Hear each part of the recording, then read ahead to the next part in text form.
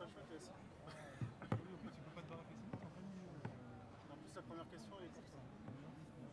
Comment tu t'es fait? Bonjour à tous, merci de nous rejoindre à cette dernière conférence de la journée et du dernier jour du VAP Expo 2016 qui s'est déroulé au Grand Hall de la Villette à Paris. C'est une conférence sur les contraintes imposées aux professionnels par la TPD.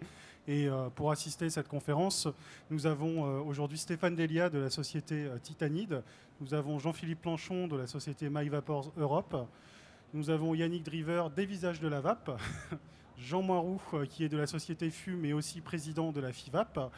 Nous avons Sébastien Sirier qui est de la chaîne Seb et la VAP et qui est aussi à 7 ans de professionnel car il fabrique aujourd'hui des liquides. Donc nous avons Pascal Bouchet de la Tribune du Vapoteur et Julien Abulfeda de la société Enovap. Donc aujourd'hui, on va surtout parler de ces contraintes. Et la première question qui me vient, elle est pour toi, Jean, qui est évidemment président de la FIVAP. C'est la réglementation, la transposition de la TPD. Aujourd'hui, quelles sont les contraintes et quels sont les délais? Où en est-on? Ouverture un petit peu brutale. On attaque au chaud. On attaque à chaud.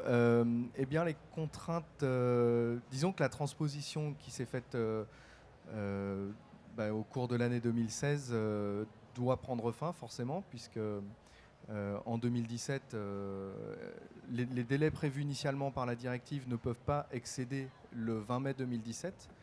Donc, c'est-à-dire que toutes les dispositions légales qui gravitent autour de cette directive, pays par pays en Europe, dans l'Union européenne, doivent être actées et doivent être implantées dans les règlements nationaux au plus tard le 20 mai 2017. Donc, quels que soient les délais transitoires variables qu'il peut y avoir entre les différents pays d'Europe, c'est la date limite.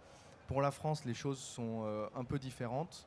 Il y a des contraintes politiques et législatives qui font que la directive n'a pas pu être et ne sera pas transposée une seule fois clairement dans un seul texte légal. Il n'y aura pas de petit arrêté ou de décret parfait qui synthétiserait toutes les informations qu'on aurait à avoir pour pouvoir se lancer dans les produits de la vape ou se convertir à cette nouvelle réglementation des produits de la vape. Il y a plutôt une kyrielle de documents qui ont été comme ça publiés en cascade. Ça rend les choses un petit peu difficiles pour s'y retrouver. C'est pour ça qu'on est aussi ici, pour offrir une lecture limpide au maximum de nos capacités de la situation. Il reste encore des textes à publier, sur notamment les délais transitoires qui sont prévus.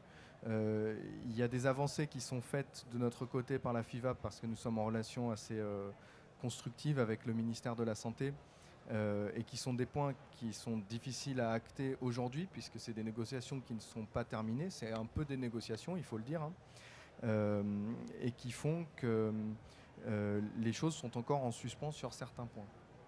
Au niveau des contraintes, c'est assez variable. Le premier point d'intérêt et dont on peut parler aujourd'hui, ça concerne le matériel notamment, puisque a priori et selon, sauf accident violent de parcours, le matériel ne sera pas concerné par la procédure de notification, puisque toutes les dispositions législatives françaises concernent les produits qui contiennent de la nicotine. Je sais qu'il y a certains pays d'Europe qui vont complètement rentrer de plein pied dans cette confusion et qui vont demander des procédures de notification et la position d'avertissement sanitaire sur des produits qui ne contiennent pas de nicotine, qui sont les batteries par exemple. Donc écrire un avertissement, ce produit contient de la nicotine, une substance addictive sur une batterie, c'est évidemment ubuesque, et ça on a eu des gens aussi qui étaient assez compréhensifs et on a aussi su bien l'expliquer. Donc il n'y aura pas de notification sur le matériel. De même, la formulation dans la directive avait à l'époque entraîné une confusion, et c'était aussi une peur assez légitime de voir la capacité des réservoirs limitée à 2 millilitres.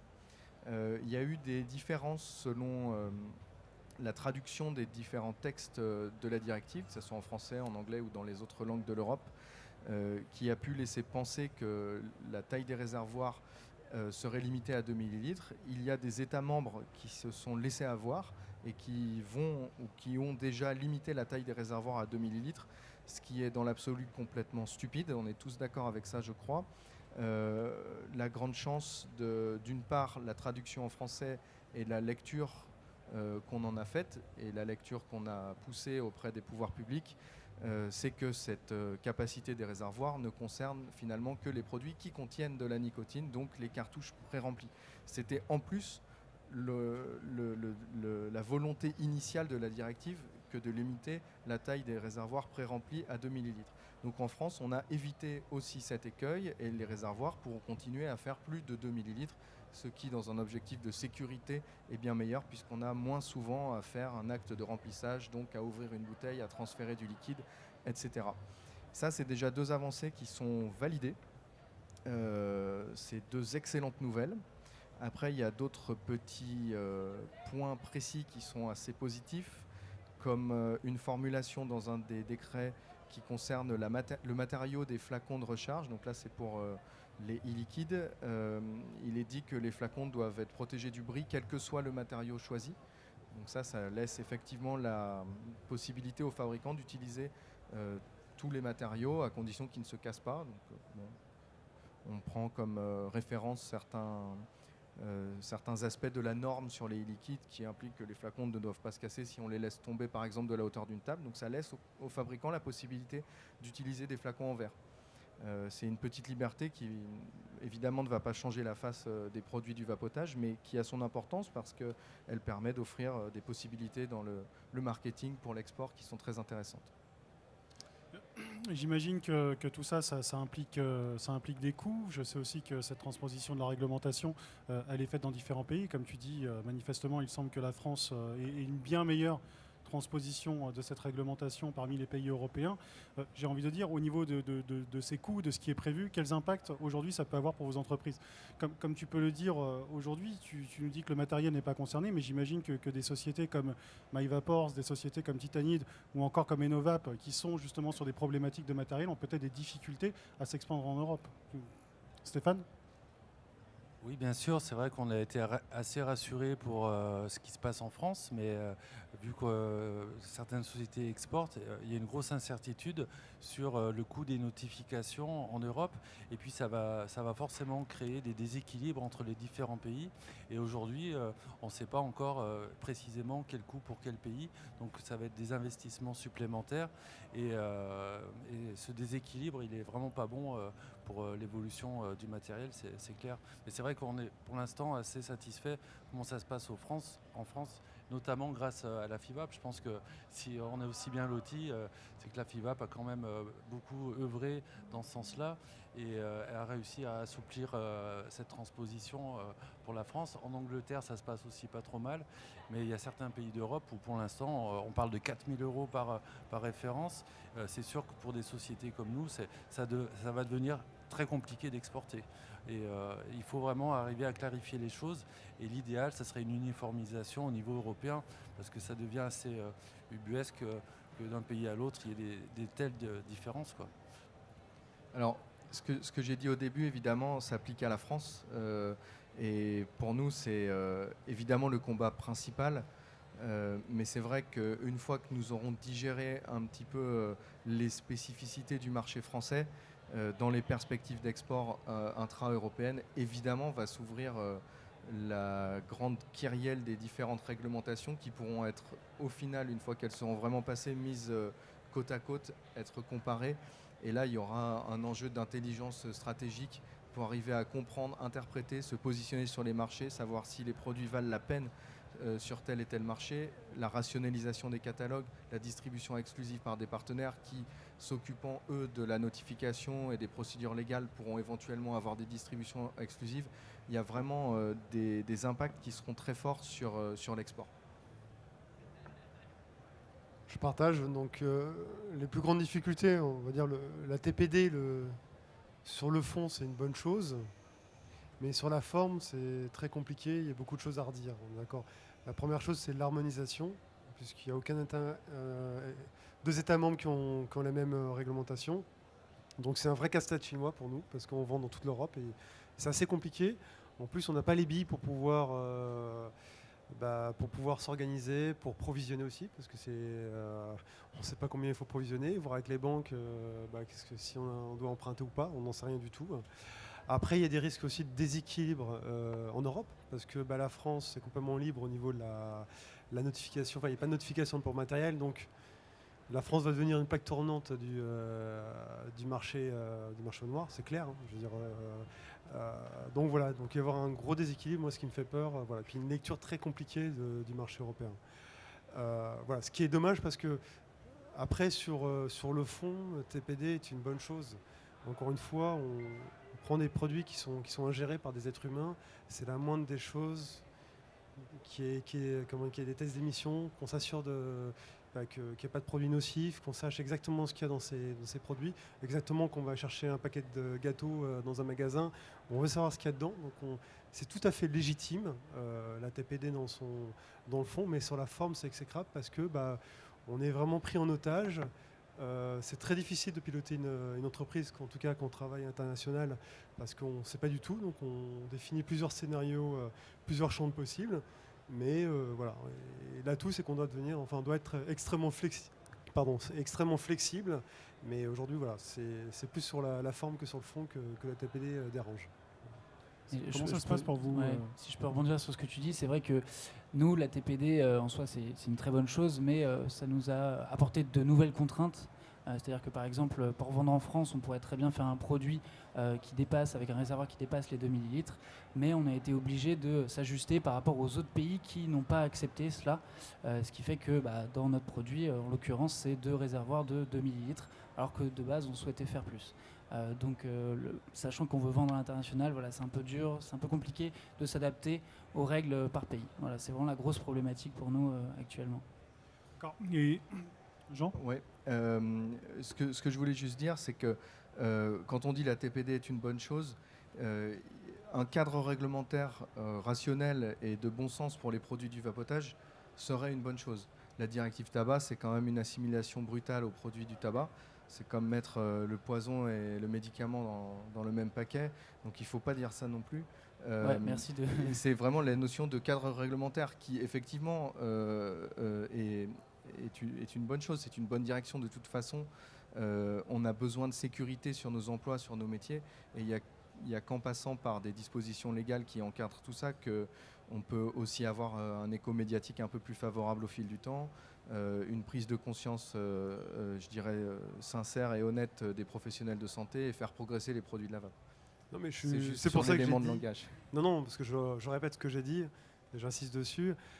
Il y a le fond et la forme. La forme, c'est clair que je ne souhaite pas être assimilé à un produit du tabac. C'est sur la forme. Mais sur le fond, de professionnaliser, de garantir auprès de nos consommateurs que les produits sont propres, c'est notre responsabilité de producteur. Aujourd'hui, il n'y avait rien. Donc après, soit on s'était pris en main plus tôt, mais on n'était pas encore organisé. Voilà. Après, c'est à nous de se prendre en main maintenant aujourd'hui pour aller plus loin, pour structurer.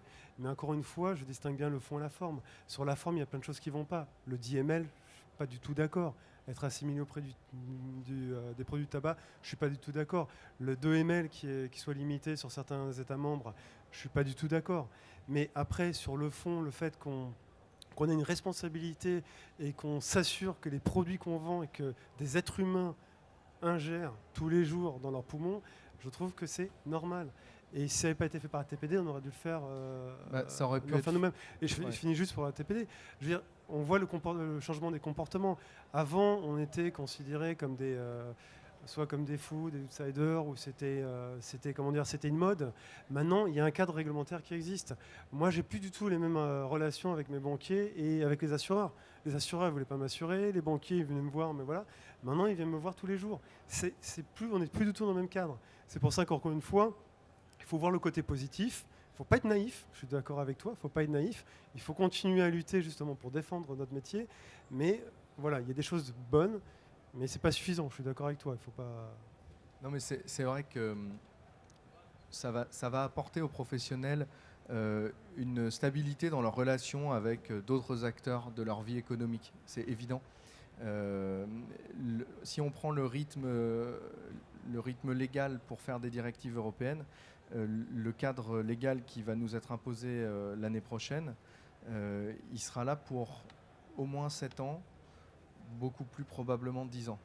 Donc ce sont des règles avec lesquelles on va tous jouer et on sera tous équitables là-devant pendant 10 ans.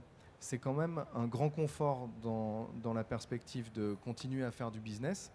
Et c'est un combat qui, contrairement à nos confrères des États-Unis, est déjà mené. On a déjà dérouillé, on a déjà pris cher, on a déjà tout ce que vous voulez, mais c'est déjà fait. C'est en train d'être derrière nous. Aux États-Unis, avec la FDA et leurs orientations légales, ils sont au début de l'aventure. Alors on avait vu à l'époque les liquides américains, c'est décadent, ils jettent des bouteilles dans la foule, c'est des liquides superchargés en arômes avec du marketing un peu trash. Là, ils sont en train de découvrir que ouais, le combat politique et la défense de ces produits et ne plus se concentrer uniquement sur le marketing et l'agression sur le marché, c'est très important. Et je trouve que le marché français, qui est quand même particulièrement leader sur les aspects sanitaires, sur le matériel, les liquides, le profil de vente, on est quand même les meilleurs du monde, je crois qu'on peut le dire. Et il suffit de voir l'accueil qui nous est fait quand on va à l'étranger ou les avis de nos confrères américains quand ils viennent ici. C'est quand même extrêmement propre, carré, il y a des énergies derrière qui sont magnifiques, des produits qui commencent à avoir un potentiel à l'export qui est énorme et on est très content de ça. Donc au final, on va quand même avoir les idées assez nettes avant les autres et c'est une vraie chance pour la France, pour l'emploi, pour les produits de la vape et pour nous professionnels. Et est-ce que j'ai envie de dire vis-à-vis de ces impositions, on a vu en début d'année une progression depuis la transposition de la réglementation européenne dans le droit français, en fait, une progression significative du passage de consommateurs en fait en shop. On voit bien qu'on a passé 2 ans où il y avait une espèce de passage à vide sur le monde de la cigarette électronique et ça vendait beaucoup moins. Beaucoup de sociétés ont fermé leurs portes et on commence à refaire les mêmes chiffres qu'en 2013. J'ai envie de dire de ce côté-là, Sébastien, pour toi, quel a été l'impact de la transposition de cette réglementation dans le droit français vis-à-vis de ta problématique aromatique que tu travailles? Alors, moi j'ai moins de connaissances que mes camarades, hein. J'ai une vision un peu plus amateur de tout ça. Cette TPD, elle a fait peur en fait, principalement, moi en tout cas. Et moi, ce qui me chagrine en fait le plus, au-delà de tout ce qui a été dit, bien entendu, c'est effectivement un ralentissement de tout ça, de la création qu'on peut avoir, des idées qu'on peut avoir, parce qu'il y a tout ça qu'il faut mettre en place derrière. Donc un ralentissement du marché, un ralentissement sur l'information par rapport aux publicités qu'on abordera après. Donc c'est ça, c'est surtout du ralentissement, moins de nouveautés, et c'est ce qui fait, à mon sens, la beauté de la chose. Un consommateur est attiré à l'heure actuelle, je pense, par des beaux objets, par différents goûts, par tout ça qui le fait voyager, bien plus que la cigarette à l'époque. Et donc ce ralentissement que nous fait prendre la TPD, je pense que ça a un gros impact. Et là, l'information commence à revenir un peu plus de manière médiatique, donc ce qui fait que ça relance, je pense, en partie. Après, je voulais quand même dire aussi, je suis assez d'accord par rapport à la TPD. Clairement, sur le fond, oui, je suis d'accord aussi. Il faut une réglementation, il faut apporter de la sécurité aux consommateurs, à tout le monde. Donc la réglementation, elle était inexorable et je pense qu'elle sera bénéfique. Maintenant, effectivement, sur la forme, il y a beaucoup de choses à revoir, mais c'est à nous, effectivement, je pense, qui est fait notamment par les associations, d'aller voir l'État, ces gens-là, et de leur expliquer les choses, de leur faire comprendre les choses à notre manière et d'en discuter pour évoluer dans le bon sens, en fait. Donc effectivement, à mon avis, elle est clairement bénéfique, mais il faut qu'on aide à ce que ça se passe beaucoup mieux et de manière logique, comme on le disait, les DML, tout ça, c'est juste n'importe quoi. Je vois pas pourquoi ce serait plus toxique 10 ml que 30 et le consommateur, s'il veut 30 ml, il va acheter 3 bouteilles, donc c'est n'importe quoi. Donc, concernant, ça me permet de rebondir justement sur la publicité. Tu as une double casquette, tu es aussi reviewer, il me semble. Tu fais pas mal de vidéos sur YouTube. Tu t'exposes, tu penses t'exposer aujourd'hui à quelque chose d'illégal vis-à-vis de l'interdiction de la publicité? Dans quelle position aujourd'hui te sens-tu?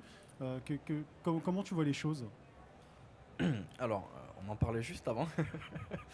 Je suis quelqu'un d'assez pragmatique. Je pense que moi et mes camarades qui faisons des vidéos, à l'époque, c'était quelque chose de très important pour donner l'information. D'accord, c'était quelque chose qui n'était pas connu. Donc l'information est importante, on l'a vu dans les films qu'on a pu voir là tout au long du Vape Expo, que les cigarettiers et autres en fait utilisent l'information pour arriver à leur fin, et je pense que c'est un bon moyen pour nous de faire connaître aussi la cigarette électronique, parce qu'il ne faut pas oublier, au-delà de tout ça, de l'argent que ça peut coûter, etc., on est quand même tous là pour la même chose qui est, nous on a réussi à arrêter de fumer, mais il y a encore des fumeurs, il y a encore des morts à cause de ça, et je pense que l'information c'est le plus important, à mon sens à moi. Maintenant, concernant ça, la publicité, la frontière est quand même assez mince entre l'information, un avis de consommateur et une publicité. Moi j'estime que c'est pas de la pub, on l'a toujours dit dans nos vidéos, inexorablement quand on expose un produit, une marque, c'est une forme de pub, mais de manière indirecte. On fait pas ça pour ça, on fait ça pour faire comprendre le produit, pour l'analyser, donc que le consommateur sache l'utiliser de manière correcte, et pour la marque, que ce soit pour les liquides ou autres, donner un avis qui est constructif en fait, pour ultérieurement les liquides qui viendront après, le matériel qui viendra après, soit plus performant, mieux fabriqué. Et après, en termes de loi, on en parlait juste avant, on n'est pas complètement d'accord, mais la loi dit clairement, en France, un juge, quand il juge, il se base sur la loi, principalement. Il ne juge pas comme il a envie. Il y a des cadres légaux qu'il faut respecter. Et la loi aujourd'hui sur la publicité, elle dit quoi? Elle dit qu'on est considéré comme quelqu'un faisant de la publicité si on pousse un produit qui nous ramène de l'argent.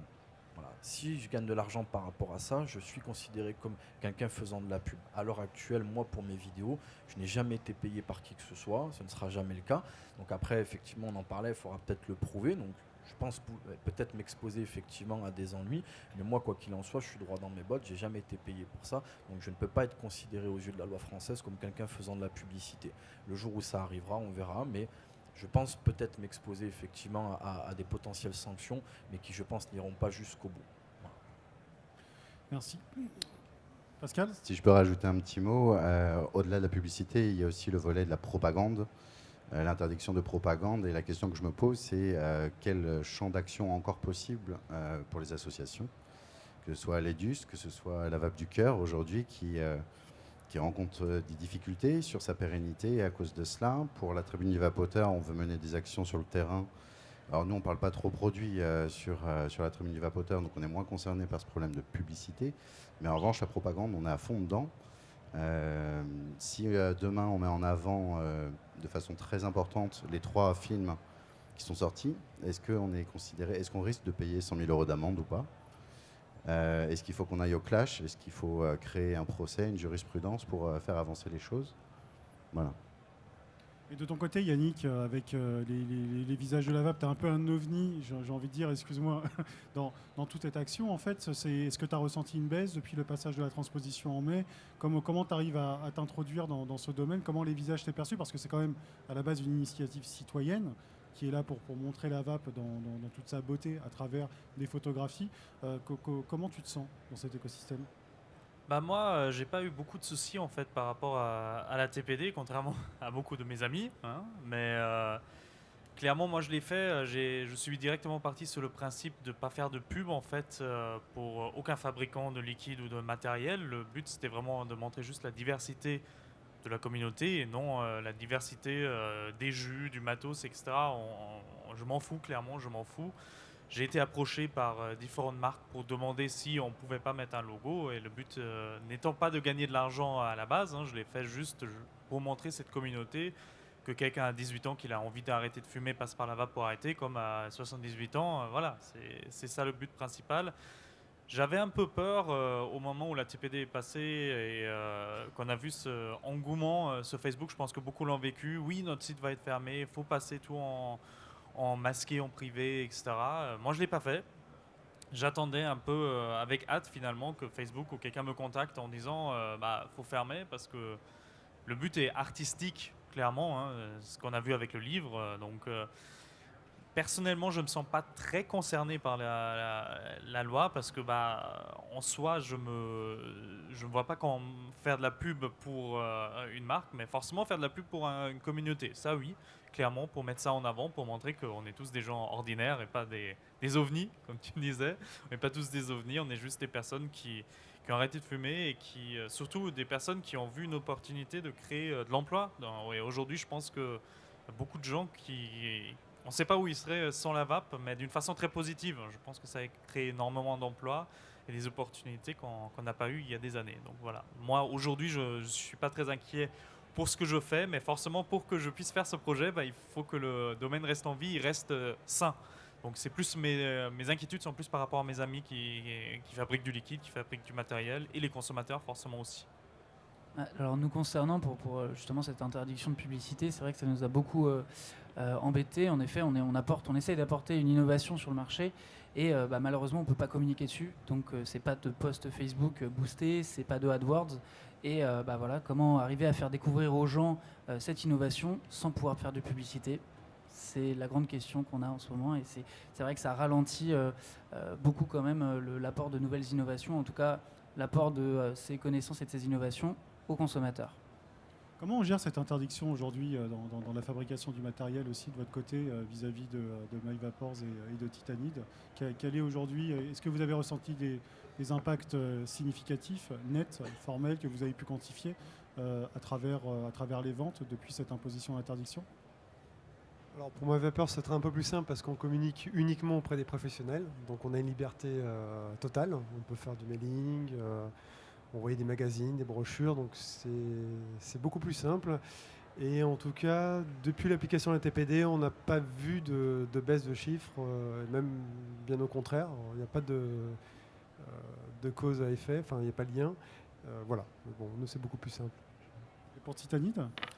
Je le rejoins complètement puisque pour nous, on s'adresse également aux professionnels. Donc toute la publicité, elle est tournée vers les professionnels. Donc ça ne nous a pas impacté directement.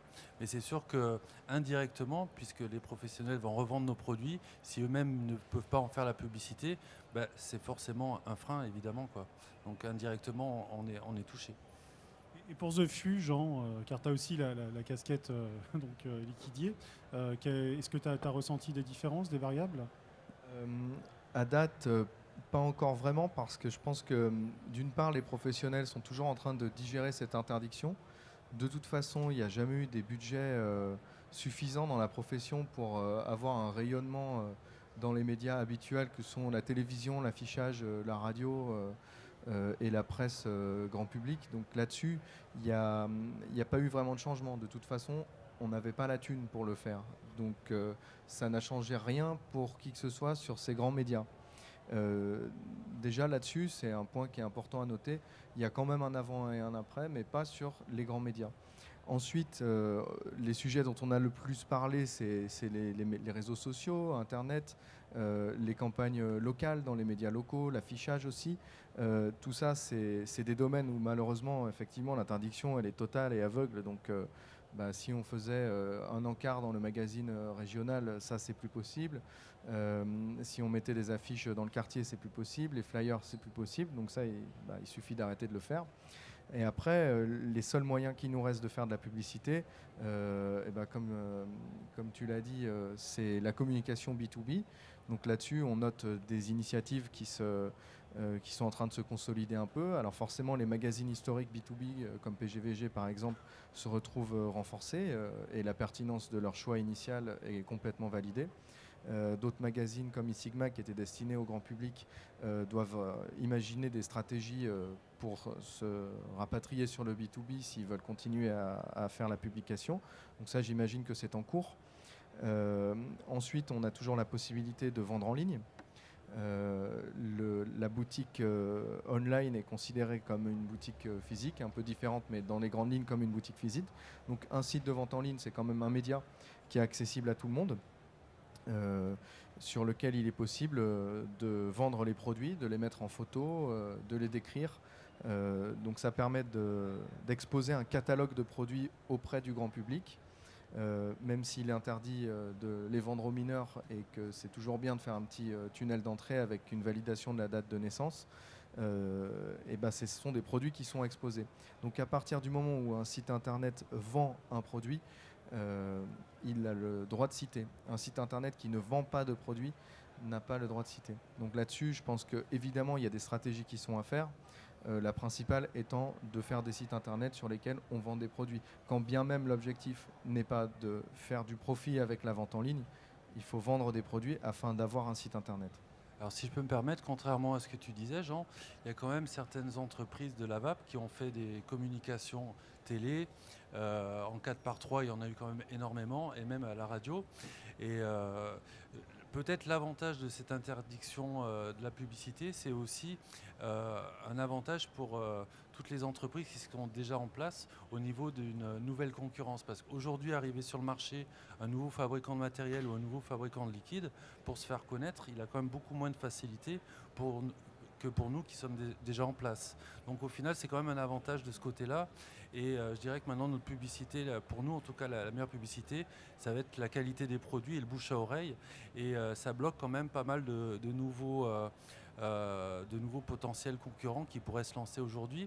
Et je pense notamment à des gros investisseurs. Aujourd'hui, si tu es un gros investisseur, tu veux lancer une marque de matériel, c'est quand même compliqué du fait de cette interdiction totale de la publicité. Donc toutes les entreprises déjà en place, elles ont quand même un avantage concurrentiel qui est quand même fort. Et ça nous remet tous au même niveau. Je comprends ce que tu dis. Moi, je ne peux pas m'empêcher d'être systématiquement triste à chaque fois qu'il y a une nouvelle interdiction. Mais ça, voilà, je suis comme ça, c'est mon côté libertaire. Je me dis qu'aujourd'hui, la publicité, j'en ai pas besoin, mais peut-être que demain, si on devient une multinationale extrêmement puissante, ça aurait pu m'être utile, même si c'est un fantasme uniquement. Mais je pense que le principal atout de cette interdiction de la publicité, aussi triste soit-elle, parce que c'est vraiment triste de ne pas pouvoir parler de ces produits comme on veut, surtout quand ils sont destinés à faire arrêter les gens de fumer, ça nous met à l'abri des campagnes écrasantes des grands groupes du tabac quand ils se lanceront dans la cigarette électronique. Là-dessus, on sera, comme tu le dis, à armes égales. Et nous, on a une histoire, on a un historique, on a des parts de marché. Et ça, on entend bien le défendre par les produits et avec les moyens qui nous restent pour communiquer autour. Moi, pour compléter, je partage complètement. On a bien vu les campagnes publicitaires, celles qui ont marqué, c'est celles du tabac, qui ont fait des très belles campagnes publicitaires. Mais après, le meilleur vecteur de communication pour la garantie des produits, du service et justement pour véhiculer sur des innovations comme Innovap, ce sont les boutiques physiques. Ça l'a été avant et ça l'est encore aujourd'hui et j'espère que ça sera encore demain. Parce que, comme vous disiez, on n'a pas suffisamment d'argent de toute façon pour faire des grosses campagnes publicitaires contrairement au tabac, donc c'est plutôt pas une mauvaise chose. Et si un consommateur veut avoir des bons conseils, tester le matériel, il n'y a pas mieux qu'une boutique physique avec une personne devant vous, avec des vrais produits pour tester. Là, vous ne pouvez pas tricher, c'est pas de la pub. Et pour moi, une marque, un produit, de toute façon, ce sera de plus en plus difficile de tricher parce qu'il va falloir faire du terrain et les consommateurs vont pouvoir les voir. Alors c'est exactement ce que je voulais rajouter. Et l'interdiction de publicité, d'accord, pour la partie producteur, mais pour la partie distribution. Aujourd'hui, je reçois régulièrement, si ce n'est toutes les semaines, des messages de vapoteurs qui veulent monter leur shop, etc. Ça fait des mois qu'ils hésitent à cause de la TPD et tout. Il faut être sur le terrain, il faut développer des réseaux de distribution. Pour moi, aujourd'hui, cette interdiction de publicité, ça empêche toute personne de développer son shop parce qu'il ne pourra pas communiquer dessus localement. Et au final, ça va laisser le choix pour développer le réseau de distribution de s'adresser en dehors des shops spécialisés, c'est-à-dire les buralistes, les grandes surfaces, pourquoi pas, les stations-service. Ouais. Et ça, c'est pas... Je partage complètement. Le problème, c'est les shops pour se faire connaître après dans le quartier, dans la ville. Après, je pense qu'il y a des parades, sans appeler ça de la publicité, il peut y avoir des annuaires qui soient facilement accessibles. Donc on peut réfléchir à la FIVAP, en tout cas avec Jean. Mais c'est vrai, il faut aider les shops en leur donnant de l'information, mais aussi de la visibilité. Donc je balance une idée comme ça, mais un annuaire qui soit accessible à tout le monde. On a déjà les adresses, donc on peut les mettre en ligne, ça peut aider. T'as une base de données clients Oui, bah ouais. Alors, il y a cette réglementation, sa transposition, vos entreprises, donc évidemment toutes les choses qui peuvent les impacter. De votre côté, comment vous ressentez tout simplement vos consommateurs ? Vous vous intéressez, j'imagine, à vos consommateurs, car il n'y aurait pas de produits sans consommation. Et vos consommateurs, est-ce que vous les sentez rassurés ? Est-ce que vous les sentez plutôt fébriles ? comment vous percevez les choses chacun de votre côté?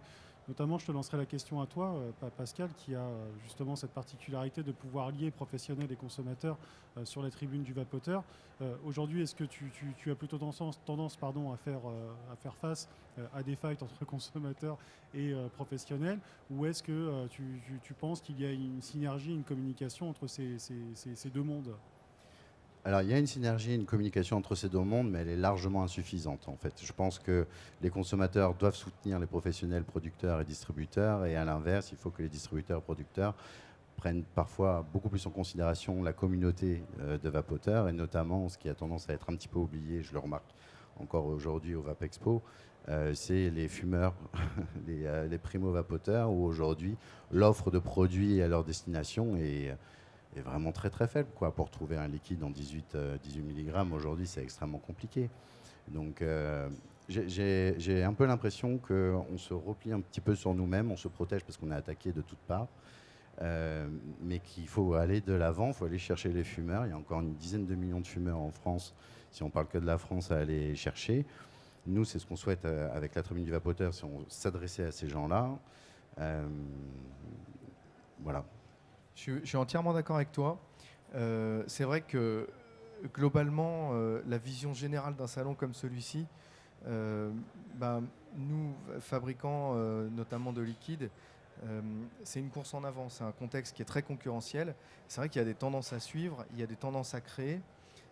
Et ce sont les consommateurs, utilisateurs, usagers les plus influents, les plus impliqués qui nous aiguillonnent pour qu'on puisse soit faire des produits qui soient équivalents à ceux qu'on trouve aux États-Unis, soit des nouvelles formules.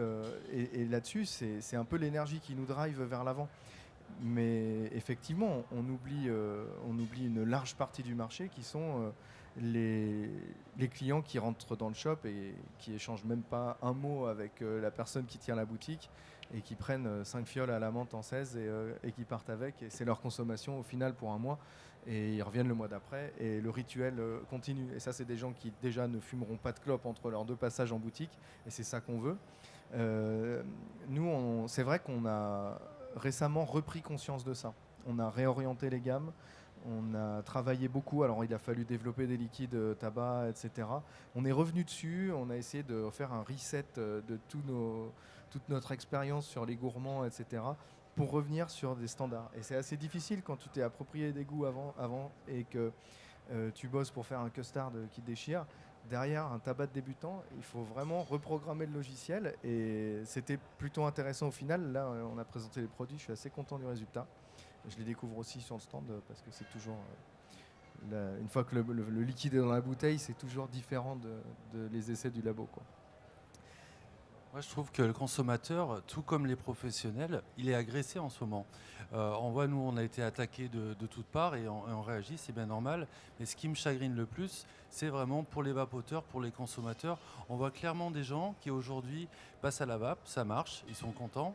Mais il y a une telle pression sociale dans leur entourage, au niveau familial, au niveau professionnel, à cause de la désinformation sur la vape.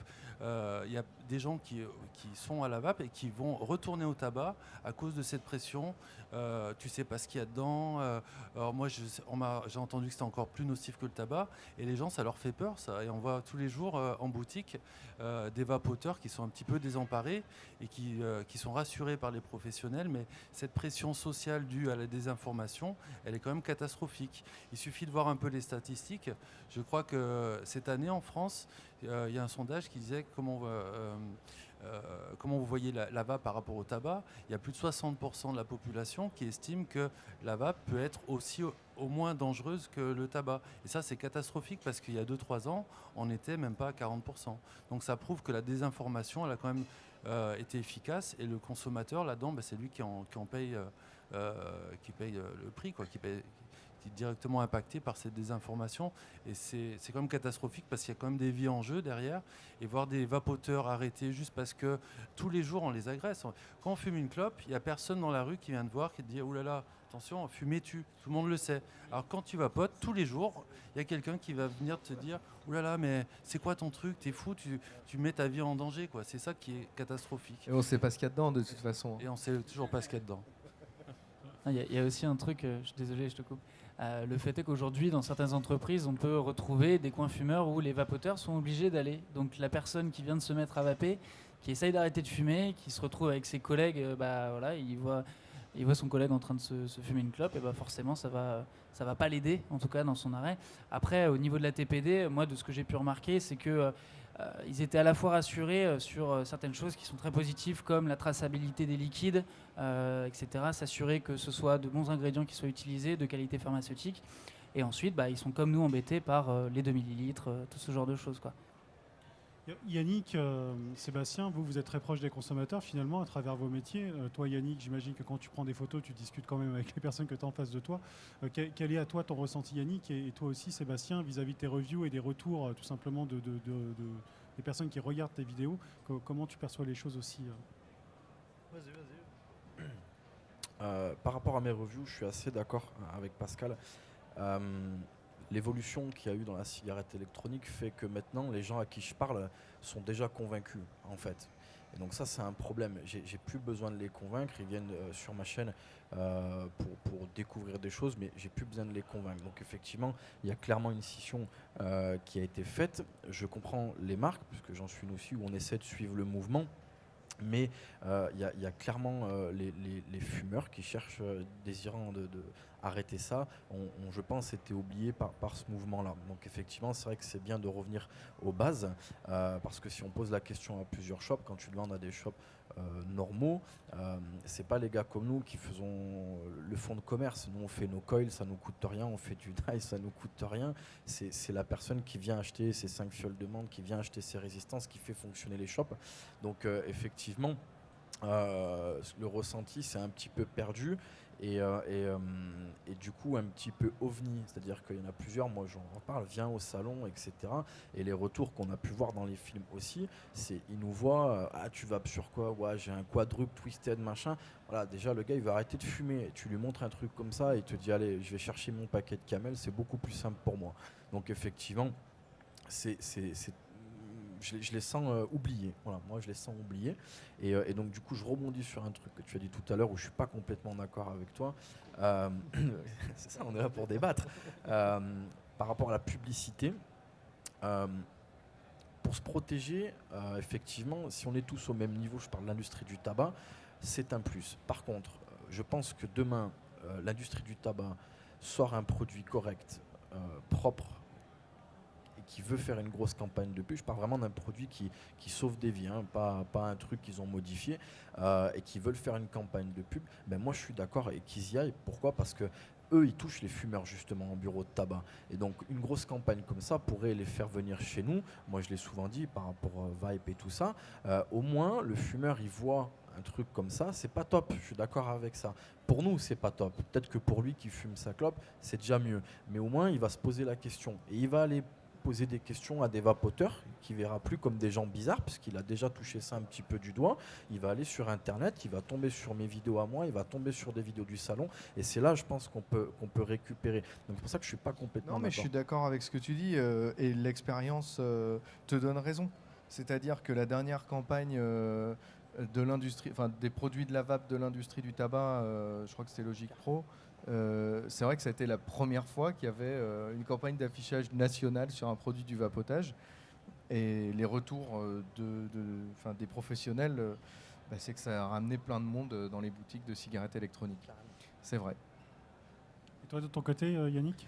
Alors moi c'est marrant parce que généralement les gens que je photographie, vu que j'essaye quand même d'être le plus disponible pour les vapoteurs, ça va être donc généralement soit sur des salons, soit pendant des vapéros. Bon, pendant des vapéros on est plus susceptible de rencontrer des débutants qui sont invités parce qu'ils ont arrêté il y a une semaine de fumer.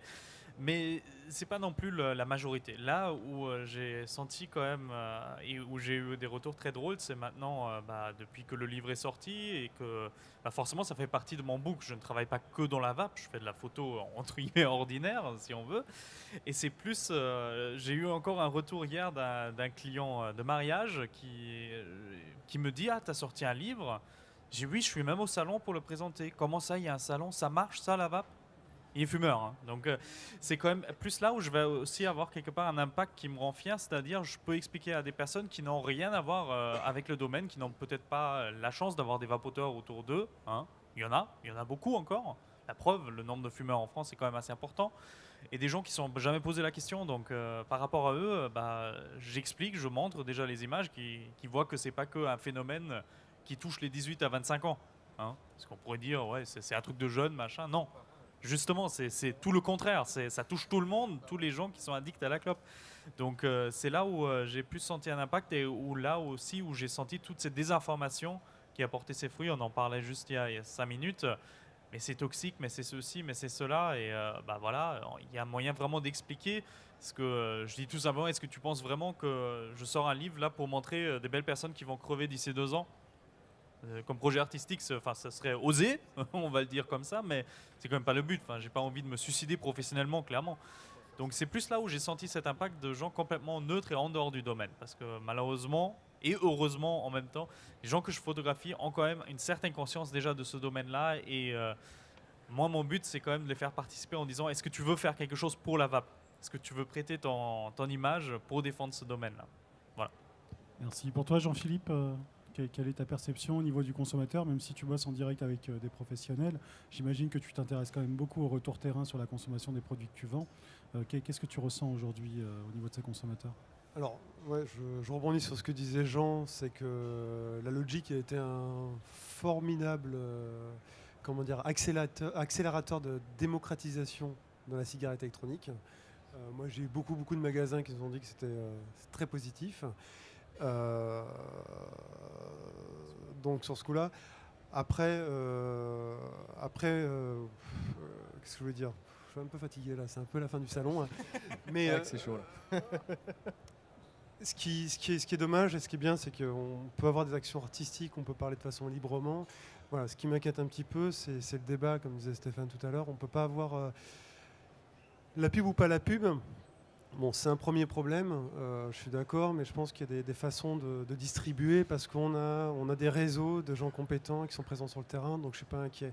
Moi, ce qui m'inquiète, voilà, c'est de véhiculer une bonne image de la vape et les bonnes informations, parce que c'est vrai que c'est dramatique ce qu'on entend en France.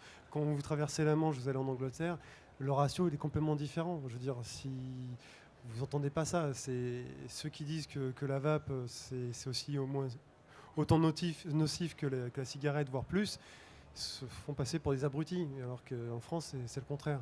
Donc moi, je suis plus inquiet là-dessus. Et je ne sais pas quels vont être les relais sur cette communication, on va dire, plus médicale, plus... voilà. Après, il y a quand même des actions qui sont faites via la FIVAP. On va enfin parler via... C'est quoi, quelles associations? C'est J'arrête de fumer ou... ils vont commencer par la cigarette électronique, enfin, pour ceux qui demandent conseil au sevrage du tabac. Donc, Alors, ça, c'est sûr que depuis le sommet de la vape, on a ouvert une discussion avec le ministère de la Santé, qui est donc le ministère en charge des produits de la vape. Dans d'autres pays d'Europe, c'est pas comme ça, ou ça peut ne pas être comme ça. En France, c'est le ministère de la Santé. En soi, c'est une bonne chose, parce que la cigarette électronique, c'est un outil d'aide au sevrage tabagique et un outil de santé publique également. Donc on a les bons interlocuteurs en face de nous. C'est un ministère qui est fermé à l'industrie du tabac, et ça c'est c'est contractuel, ce sont des engagements qui sont dans la loi. Et nous discutons avec eux. Donc déjà, même si la directive européenne nous assimile de facto à un produit du tabac, notre interlocuteur ne le fait pas. Et ça, c'est quand même quelque chose qu'on a mis, une relation qu'on a mis longtemps à construire et qui aujourd'hui débute et est plutôt pas mal. Il ne faut pas oublier que on nous dit souvent pourquoi vous attaquez pas en justice la directive, etc. Effectivement, on pourrait. Il y a des choses qui sont très attaquables, mais au titre de la fédération interprofessionnelle, et on a aussi des objectifs qui doivent être raccords avec la réalité du terrain et des affaires. On ne peut pas passer toute notre vie à se battre contre la loi et à s'enfermer dans des procédures juridiques, alors qu'en expliquant les choses, on arrive parfois à avoir un contexte politique qui est suffisant, qui coûte cher, mais pas trop, avec des dispositions comme celles qu'on évoquait au début sur le matériel ou les réservoirs, la taille des réservoirs. et qui nous permettent après de passer à autre chose.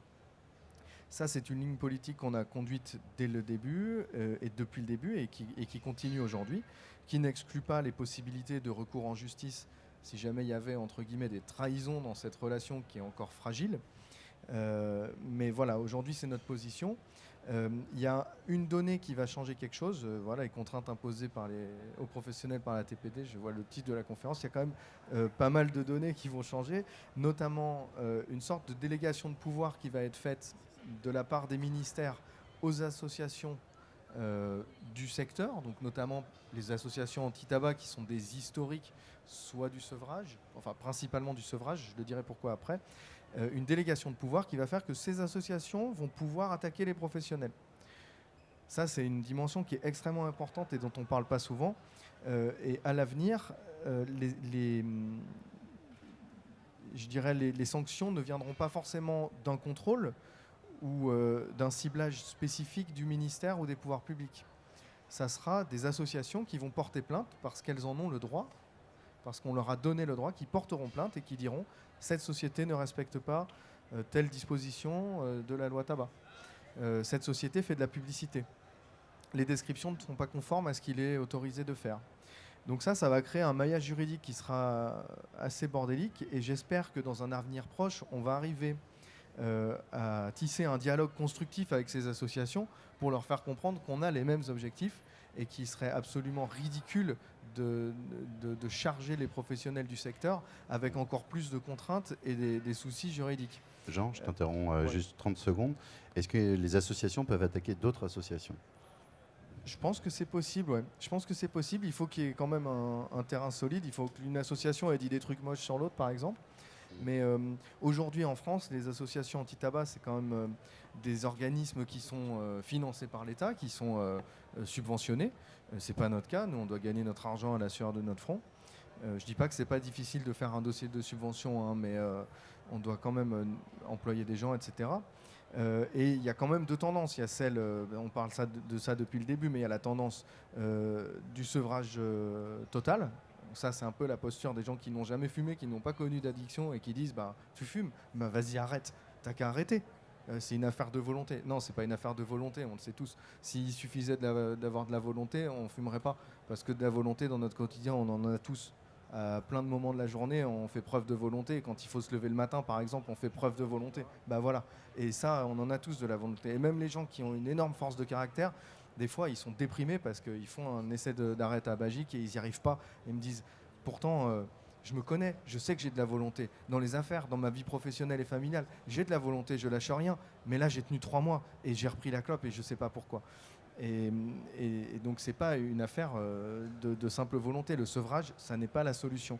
Les autres associations, c'est celle de la réduction du risque, qui sont des gens progressifs et qui n'ont pas du tout la même vision sur la lutte contre les addictions, et qui, eux, disent, quand il y a une solution qui permet de ne plus fumer de tabac, mais qui permet de faire autre chose qui est moins nocif, alors bien sûr, il vaut mieux respirer de l'air pur que vapoter, mais il vaut mieux vivre à la montagne que vivre à Paris, ou faire du vélo derrière un bus, non, ça ne marche pas non plus, c'est mauvais pour la santé, pourtant, ben, on vit comme ça. Eh bien, ces gens-là, ils ont rejoint notre combat. C'est ce qui s'est passé au sommet de la VAP.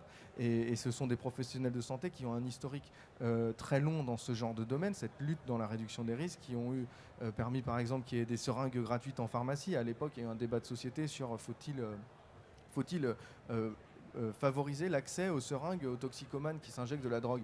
Il y a eu un débat de société là-dessus. Aujourd'hui, personne ne remettrait en question que quelqu'un qui s'injecte de la drogue, il vaut mieux qu'il le fasse avec une seringue proc, pas qu'un truc qu'il a récupéré de son copain. Aujourd'hui, il n'y a plus de problème d'hépatite dans l'injection de drogue. C'est un truc qui va être géré dans des salles de shoot. C'est pareil, réduction des risques.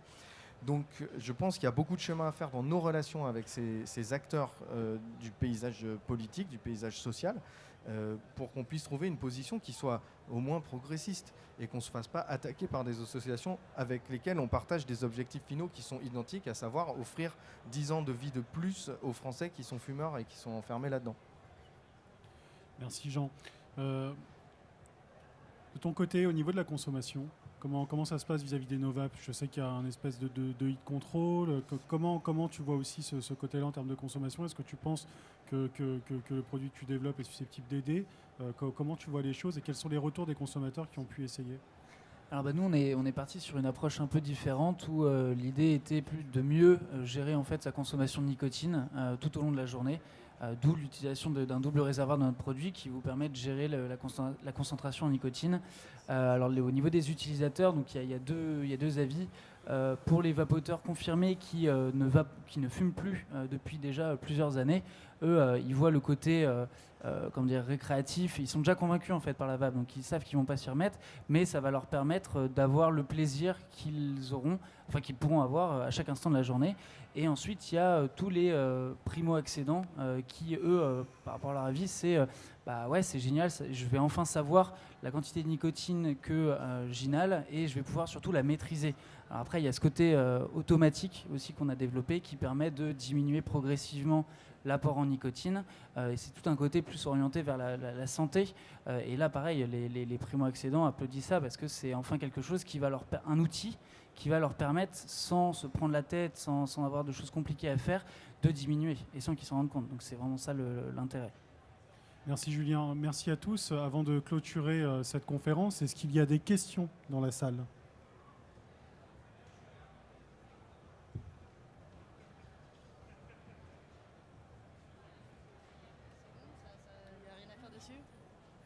Bon, déjà, bonjour à tout le monde.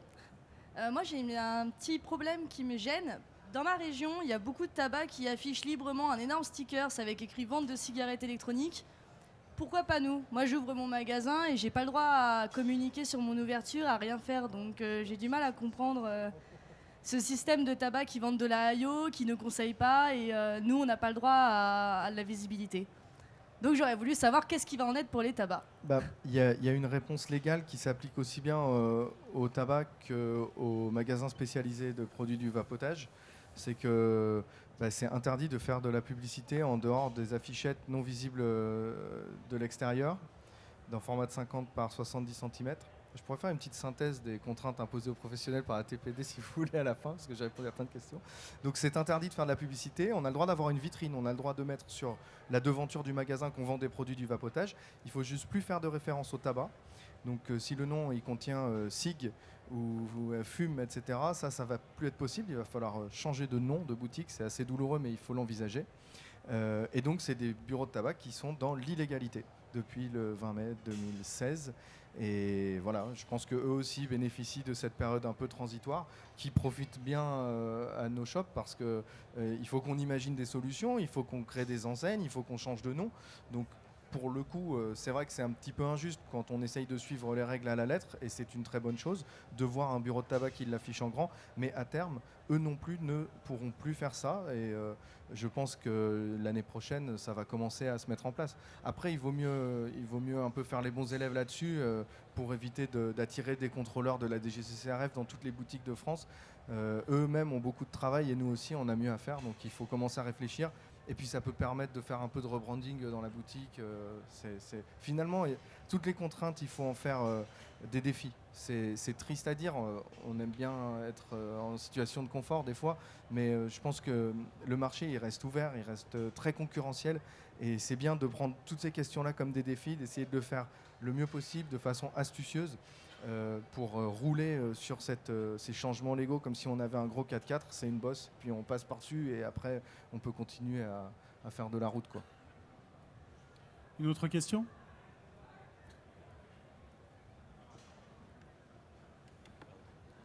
Ouais, bonjour. J'étais un tout petit peu surpris tout à l'heure par l'enthousiasme de certains professionnels vis-à-vis de la TPD. Et surtout, j'étais très surpris que quand on vous applique quelque chose qui vous enlève une capacité, parce que quand on parlait de publicité, c'est un investissement qu'une entreprise fait pour créer du business, que personne n'ait l'idée de demander une compensation en fait. Juste pour info, de mémoire, Red Bull, quand il y a eu des attaques du ministère, la compensation qui était demandée, c'était 300 millions d'euros de cet ordre-là. L'autre chose, et c'était plus informatif, c'est juste quand vous parliez tout à l'heure de dénigrement, je vous rappelle que c'est toujours quelque chose qui est interdit, et donc normalement, non pas pour les gens comme nous, consommateurs, mais pour les professionnels, quand quelqu'un dénigre votre produit, c'est un délit et vous pouvez les poursuivre et demander réparation. Et je suis très surpris par le peu d'agressivité des professionnels de la vape qui se prennent des agressions dans la tête sans arrêt, qui ne demandent jamais de compensation personne. Sur les sujets extrêmement polémiques qui justifieraient des montées au carton en justice, c'est vrai que les pros, ils sont quand même souvent obligés de faire la part des choses parce qu'ils ont d'énormes contraintes derrière, contraintes industrielles, commerciales, etc. Et c'est vraiment difficile de mener tous les combats qu'on voudrait. Et le processus chez les pros qui s'est passé, ça a été quand même de faire leur deuil. C'est-à-dire qu'il y a une partie de ce qui était dans cette directive qui a mis environ 18 mois à être accepté, de se dire par exemple, en 2017 on ne pourra plus faire de flacons en 20 ml. Ça a mis 18 mois avant de l'accepter. Et puis au bout d'un moment, on se fait à l'idée. Parce que le 10 ml, il est écrit dans la loi européenne. Et il va être transposé dans tous les pays d'Europe. Et pour le coup, ça c'est vraiment noir sur blanc. Et on a essayé pourtant. On a essayé de dire c'est pas normal, etc. Il y a plein de trucs sur lesquels c'est passé. Parce qu'on a dit là-dessus, il y a moyen d'interpréter le texte et de le transposer de façon pas trop dégueulasse. Pour que ça soit plus de bon sens que si vous le fassiez de façon littérale. Mais sur certains points qui sont extrêmement explicites comme le 10 ml, là-dessus, le gouvernement français ne veut pas se mettre mal avec l'Union européenne parce que derrière, il y a des attaques. L'organisation en elle-même, elle est complètement pourrie. On se rend compte qu'on n'a plus de liberté. On est obligé de transposer dans nos lois nationales un truc qui est un peu nul. C'est moche, mais en même temps, c'est comme ça. Ça fait plusieurs dizaines d'années que ça dure. Donc, pour le coup, il faut choisir ses combats. Et à un moment, il faut se résigner pour pouvoir dépasser l'idéologie et revenir sur le terrain. Et ça, c'est dur à faire. Et ça ne veut pas dire qu'on est d'accord avec ce qui s'est passé. Et on a parlé de la TPD, on a dit la TPD c'est bien. C'est pas ce qu'on voulait dire. C'était évidemment un cadre légal rationnel. C'est important et c'est ça qui permet de construire des relations business à long terme. Mais si on revient sur la jeunesse de cette directive, moi je pense qu'il y a des reportages à faire là-dessus. Ce qui s'est passé à l'Union européenne il y a 2 ans et demi, c'est vraiment moche. C'était quand même anticipé par rapport au potentiel final du produit. C'était beaucoup trop tôt. Ils se sont servis de cette directive tabac pour mettre les produits du vapotage. Et les énergies qu'il y a eu derrière, le lobbying infâme qu'il y a eu derrière à Bruxelles, ça, je doute qu'on puisse faire toute la lumière dessus un jour. Mais c'est une des plus grosses arnaques de l'histoire. Une autre question ?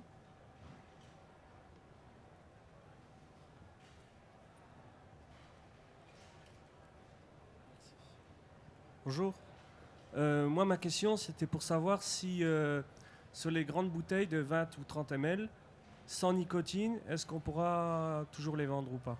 Alors, le liquide en zéro sans nicotine n'est pas concerné par les dispositions qui transposent la directive, puisqu'elle ne concerne que les produits qui contiennent de la nicotine. Donc, les bouteilles de liquide sans nicotine pourront rester volumineuses, ne devront pas être notifiées, ne devront pas souffrir d'un coût de notification.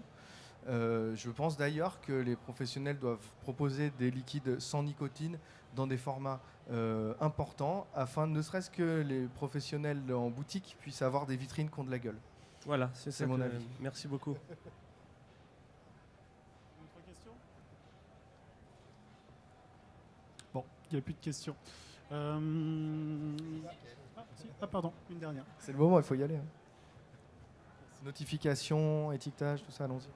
Alors, par rapport à l'écologie, le fait de passer de 30, 100, 110 à 10 ml, la personne qui a une énorme consommation et qui va acheter que des fioles de 10 ml, comment ça va se passer d'un point de vue écologique ? C'est nul. On est bien d'accord là-dessus, on est Non, bien. mais c'est nul. C'est absolument nul. Je vais faire une réponse un peu lapidaire, on est dans un monde cynique. L'écologie, on n'y a cynique. pas pensé. La santé, on s'en fout. Non, mais faut dire ce qui est. C'est complètement ridicule. On est dans une, on dans est un vraiment monde dans une cynique. vision où Ouais. l'écologie commence à prendre vraiment son ampleur. On commence à vraiment soucier de la planète. Et on veut nous mettre des conditionnements à 10 ml qui engendrent les gros consommateurs de liquide comme nous, on peut l'être maintenant. On va se retrouver avec des montagnes de 10 ml. On n'aura pas de bande de recyclage, je suppose. Donc ça va être curieux. Autant pour le die, ça va être bien, mais même pour c'est juste pour ça, quoi. Même pour la sécurité, même pour la sécurité des gens, parce que si vous êtes dans un bureau, si vous devez recharger votre cigarette électronique, vous êtes dans des conditions sanitaires qui sont qui sont bonnes. Après, si vous êtes sur un chantier ou avec un marteau-piqueur et puis vous voulez... tant pis pour lui, quoi. Donc, En plus, la mise en déchet d'un flacon de liquide souillé qui contient de la nicotine, c'est la poubelle qui part à l'incinérateur. Hein, c'est pas... Non, mais c'est pas comme si on avait organisé la COP 21, un truc comme ça à Paris, je crois, il y a en décembre dernier, non? Une autre question?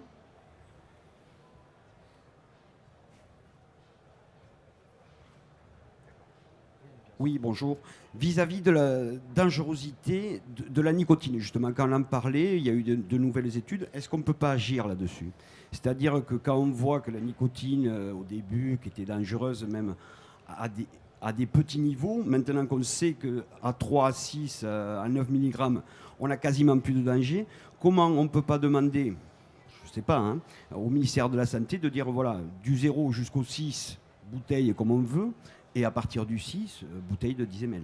Est-ce que ça peut être envisageable? On est emmerdé avec ça parce que la question, elle est à la fois gérée par la DGCCRF, donc la tutelle, c'est le ministère de l'Industrie et des Finances, le ministère de la Santé pour les questions de directives européennes, et puis il y a aussi l'ECHA à l'échelle européenne qui gère la classification des produits toxiques comme la nicotine. Là-dessus, il y a évidemment énormément d'influences et de luttes qui se croisent. Nous, on est une nouvelle voie dans ce chapitre. Nous, on défend la nicotine.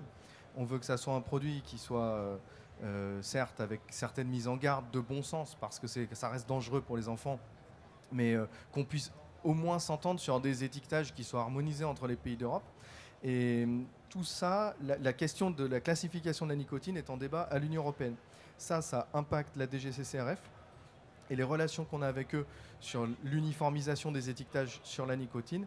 Ça vient un peu polluer le débat. Donc il y a une nouvelle notice de la DGCCRF qui est parue là, il y a quelques jours, je crois que c'était au mois d'août, mais c'est passé totalement scred, et on l'a vu il y a 2 semaines, et qui dit que voilà, sur tous les produits nicotinés à partir de 2 mg par millilitre et jusqu'à 20, la limite légale en France, on ne peut mettre que le point d'exclamation. C'est déjà une bonne chose, puisqu'au moins on aura le même pictogramme sur toutes les étiquettes, et on ne se dira pas le 12 il est mortel parce qu'il y a une tête de mort, alors que le 6 il faut juste que je fasse gaffe. Là au moins il y aura le même pictogramme sur tous. Nous, fabricants, c'est avantageux parce qu'on peut uniformiser les étiquetages, avoir des fonds d'étiquettes identiques, c'est plus pratique, on risque plus de faire d'erreurs puisque c'est le même pictogramme. Par contre, il y a encore des failles dans cette notice, notamment un choix qui est à la libre appréciation des fabricants, qui est de dire attention, nocif par contact cutané ou nocif par ingestion. La donnée de l'ingestion, elle est nouvelle dans le débat. C'est nous qui l'avons apportée aussi aux côtés du professeur Dotzenberg, parce que la classification CLP de la nicotine disait c'est nocif par contact cutané, alors que le vrai danger, il est dans l'ingestion. C'est si un gosse il boit une fiole de 19, c'est pas si on s'en met sur les mains, parce qu'après on se lave les mains, et de toute façon ça passe moins bien. Donc là-dessus, on a eu ce côté ingestion qui est revenu, mais on peut encore le choisir avec contact cutané. Donc il y a toujours. Oui, mais voilà, quand tu parles des enfants, bien évidemment qu'il ne faut pas qu'ils en ingèrent. Maintenant, quelle est la dangerosité, par exemple, d'une fiole de 3 ml ou de 6 ml, de 3 mg ou de 6 mg? Est-ce que là, voilà, est-ce qu'elle n'est pas très grande? Donc, si c'est pas très grand, pourquoi on ne serait pas sur des fioles, par exemple, de 0 jusqu'à 6, 8, j'en sais rien, après ça c'est des scientifiques, serait considéré comme non nocif, donc à 0, on reprend les notifications, hein, c'est-à-dire de dire à 0, voilà, et de faire jusqu'à 6 et plus, ou 8 et plus, voilà, interdit à moins de 10 ml. Est-ce que là, il n'y a pas un jeu que pourrait avoir la FIVAP par rapport au ministère de la Santé en disant, voilà, on retombe pas qu'à 0, on retombe jusqu'à 6 mg, on peut faire des bouteilles comme on veut, etc. Ça changerait un peu la vie à tout le monde, quoi. Bien sûr, c'est des suggestions qui seront faites dans nos rendez-vous prochains avec la DGCCRF et le ministère de la Santé, parce qu'on va enfin arriver à les réunir pour qu'on puisse parler d'une même voix. Maintenant, je sais que de leur côté, ils sont emmerdés parce que la question est débattue à l'échelle européenne sur la classification de la nicotine. Et quand ça se passe à l'échelle européenne, c'est une autre paire de manches pour discuter. Le problème aussi avec la nicotine, c'est que heureusement il est interdit de faire des tests sur les humains pour savoir à partir de quand c'est dangereux. Donc les lapins, les poissons, les crustacés et les rats, ça donne une idée qui est assez précise et qui déclasse quand même le produit, et il est moins dangereux qu'on l'imaginait au début. Mais sur les humains, ça reste une incertitude, donc il y a un principe de sécurité, de précaution qui doit s'appliquer. Là, ça va. Franchement, c'est un combat qui va se mener début 2017 et sur toute l'année, je pense. Maintenant, il y a déjà eu un changement, il est acté, il n'est pas si mal, il faut qu'on s'y fasse. Et puis après, sur l'adaptation où on déclasse la nicotine de 0 à 6 mg et qu'on nous permet de faire des grandes bouteilles, c'est une super idée et il faut qu'on l'apporte. Moi, On vous fait confiance. J'ai une question à vous poser.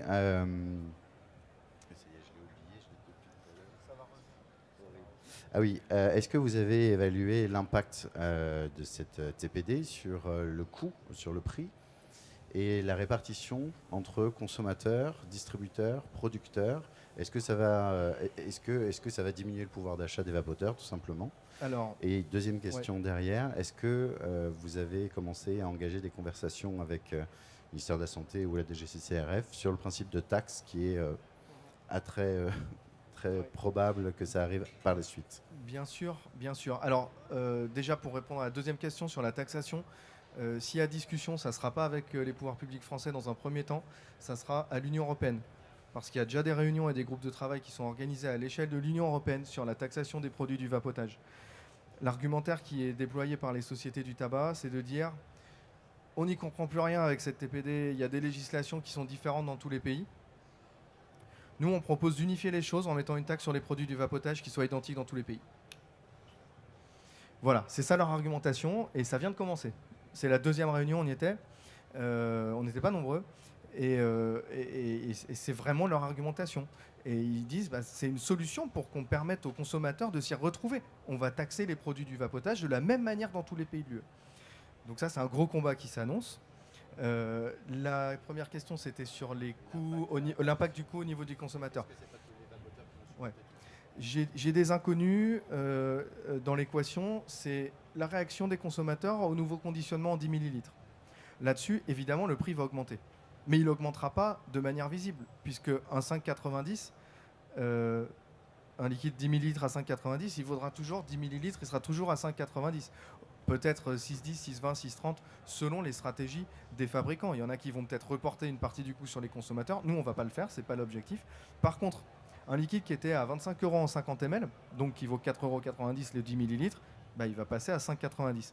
Donc sur les liquides à forte proportion de glycérine végétale, les choses qui se consomment en grand volume sur des drippers, etc., là-dessus, évidemment, il va y avoir une augmentation mathématique. Mais elle est principalement due au coût du travail que ça représente. Parce que la plus grande partie du coût d'un liquide, c'est quand même de visser le bouchon, de mettre le dropper, de le remplir, de s'assurer qu'il y a la traçabilité, de coller l'étiquette correctement, de coller un triangle, de le regrouper dans une boîte de 10, de le mettre avec tous ses copains, d'envoyer, etc. Donc là-dessus, ça va forcément impacter le prix, mais ça ne sera pas des nouveaux prix. Les liquides ne vont pas passer à 19 € ou 7,50 €. Je pense d'ailleurs à ce sujet qu'il va y avoir une réévaluation des consommations de nicotine. C'est-à-dire qu'aujourd'hui, tu vas dripper du 3. Tu achètes ton 10 ml pour dripper du 3, tu flingues la fiole en 2 jours. Et tu vas consommer du 6 ou du 9 dans un reconstructible. Et tu vaperas moins, mais tu compenses avec la nicotine. Au final, ton corps te demande toujours la même dose de nicotine. En dripper, tu prends 10 fois plus de vape. Au final, le calcul, il se fera plus en faveur d'une consommation raisonnable de produits. Ce que je ne trouve pas totalement ridicule au regard de la santé publique au final. Moins on inhale de produits, mieux on peut se dire que c'est, quoi. Donc voilà, c'est la tartine de Nutella et le pot de Nutella, c'est mon image préférée. Oui, bonjour. J'avais une petite question. On parle beaucoup de la nicotine comme l'ennemi principal, encore et toujours. Encore et toujours, on parle de la nicotine comme la cible principale. Et aussi, on parle de plus en plus des traitements préventifs des maladies neurodégénératives comme Alzheimer ou Parkinson grâce à la nicotine. Tu entends? C'est bon? Et je me demandais comment les autorités de santé vont pouvoir gérer ça s'il s'avère que ce traitement est efficace contre ces maladies qui sont de plus en plus prégnantes dans la société. C'est pas une question pour Jacques Le Wezec, ça? Ce serait possible, ça.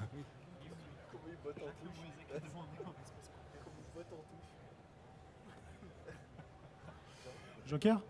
Franchement, Joker là-dessus. De toute façon, c'est comme, je sais pas moi, dans certains pays, ils vont autoriser l'usage médical de la marijuana.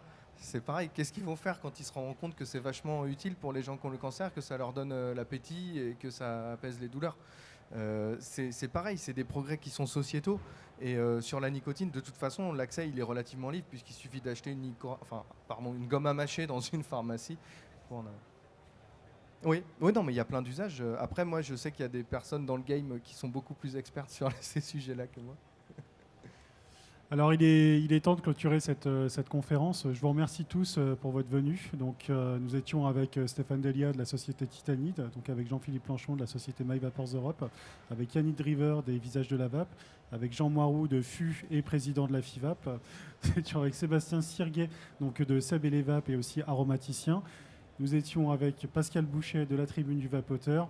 Et nous étions avec Julien Abulfeda de la société Enovap. Aussi, merci de clôturer cette dernière conférence avec nous. Et merci à toute l'équipe du Vapexpo qui nous a permis donc, de pouvoir nous exprimer au long de ces 3 jours sur ce superbe salon. Merci à tous.